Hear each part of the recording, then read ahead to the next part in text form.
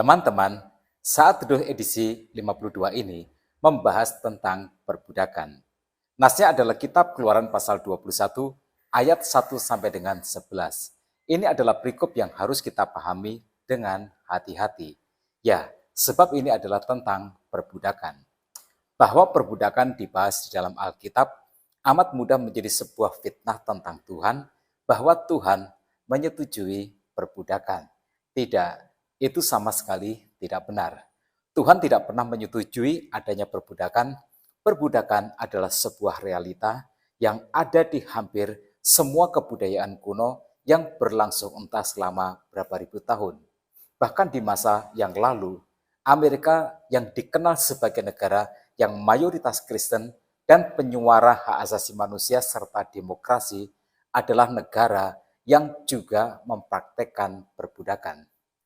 Tetapi syukurlah Amerika sudah bertobat sedikit dalam hal ini.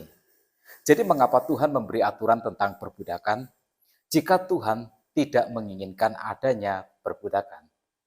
Ini adalah seperti perceraian. Tuhan tidak pernah menghendaki perceraian.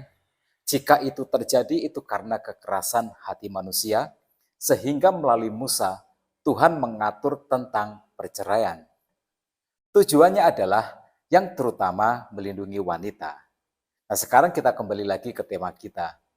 Perbudakan telah ada di semua peradaban, bahkan mungkin sampai hari ini dalam bentuk yang tersembunyi. Dalam Alkitab, perbudakan terutama berurusan dengan penjahat atau tawanan perang atau sebuah sistem ekonomi. Tidak ada bank atau undang-undang kebangkrutan, sehingga jika seseorang jatuh bangkrut, maka dia menjadi orang yang memiliki hutang. Dia harus menjadi pekerja kontrak untuk melunasi hutangnya. Dia bisa bekerja di berbagai bidang dan statusnya adalah dia budak atas orang yang dia berhutang kepadanya. Jadi, masalah perbudakan lebih mirip dengan hubungan antara majikan dan karyawan, walau tidak mirip-mirip amat.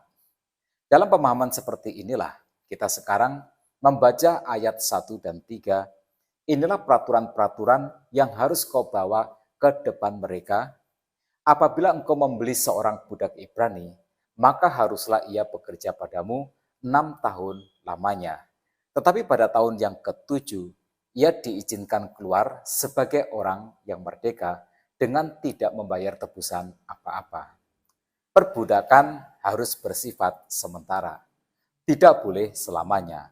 Tuhan tidak mengizinkan praktek perbudakan sebagaimana yang dipraktekkan oleh bangsa-bangsa lain. Perbudakan hanyalah sebagai sebuah keadaan darurat ketika seseorang jatuh bangkrut, tidak mampu membayar hutangnya, maka alat pembayarnya adalah kerja kontrak selama 6 tahun tanpa gaji, hanya tempat berteduh dan makan minum yang secukupnya saja yang dia terima. Tetapi pada tahun yang ke-7 dia harus dibebaskan untuk menjadi orang yang merdeka kembali. Jadi tidak ada perbudakan permanen pada bangsa Israel. Perbudakan bukanlah status sosial, bukan kasta, bukan ras.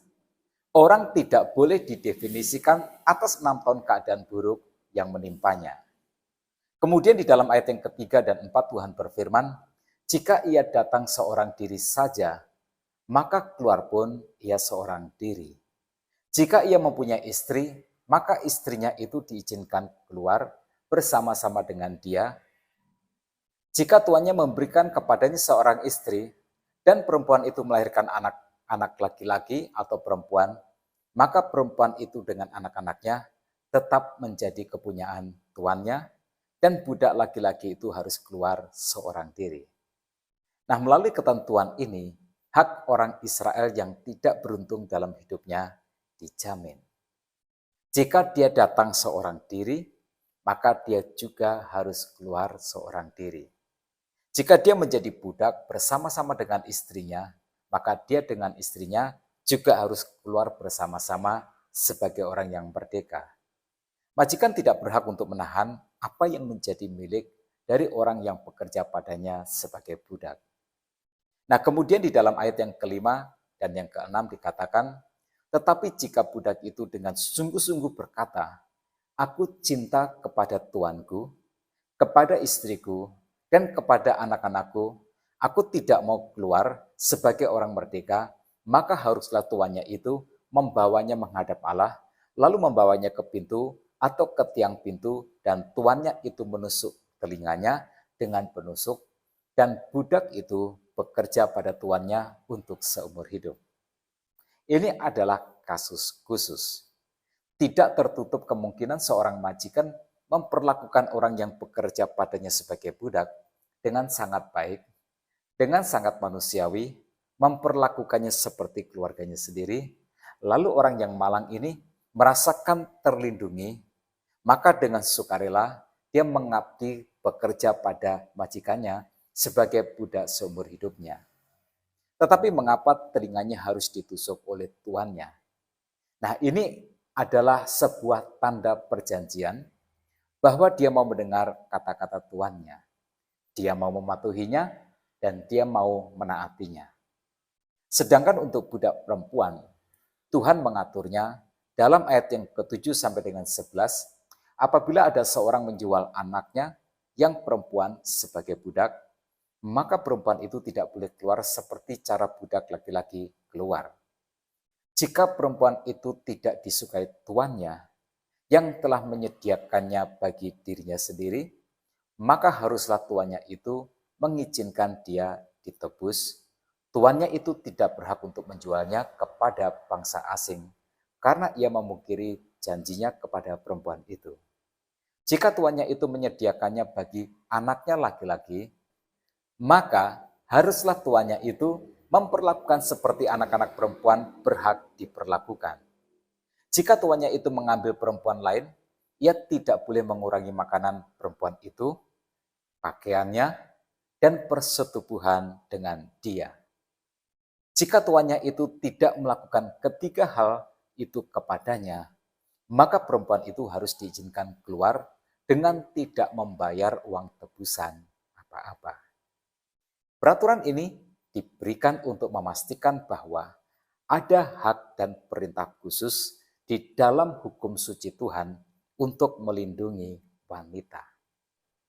Allah menuntut agar keadilan dilaksanakan dan penyalahgunaan serta ketidakadilan diperiksa oleh hukum.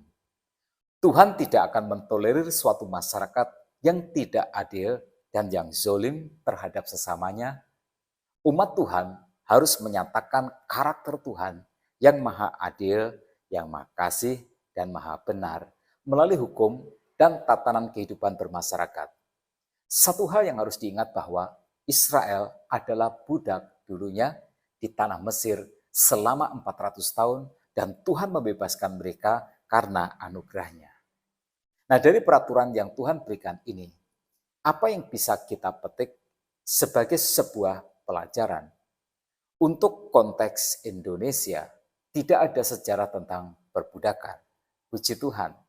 Tetapi prinsipnya adalah sama. Kita harus bersikap adil terhadap semua orang, terutama kepada mereka kaum yang lemah. Jika teman-teman adalah pemberi kerja, bersikap adillah terhadap karyawan. Bermurah hatilah dan berikan pertolongan kepada mereka yang sedang berkesusahan. Ingatlah ini, Tuhan sudah terlebih dahulu mengasihi kita dan memberkati kita. Nah, tetap semangat dalam kehidupan. Tuhan Yesus memberkati kita semua.